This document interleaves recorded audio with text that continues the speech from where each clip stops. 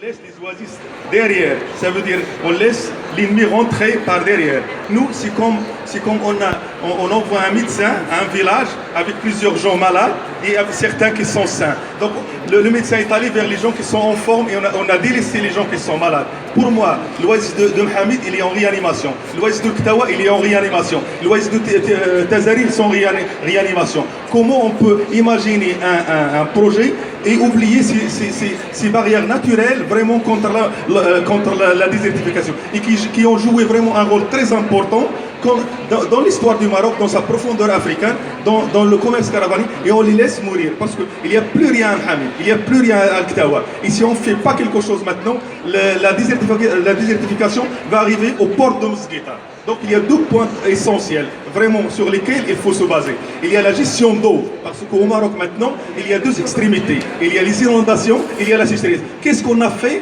entre les deux pour vraiment emmagasiner l'eau? Il n'y a rien qui est fait malheureusement. Quand on parle maintenant, depuis 2010 jusqu'à 2016, la région il a connu au moins 5 ou 6 inondations. Et l'eau, dès qu'il s'arrête, il est perdu. Donc il faut vraiment une gestion territoriale à la montagne. Donc, tous les oasis de Daraa et Tafilal, l'eau ça se trouve, comme il a dit M. Boukil, c'est en montagne. Donc il faut travailler déjà, il faut concentrer les fonds et les moyens sur la montagne. Déjà parce que pour collecter l'eau, il infiltrer dans la nappe phréatique. Au niveau des oasis, il faut qu'on donne une valeur à chaque goutte qui tombe.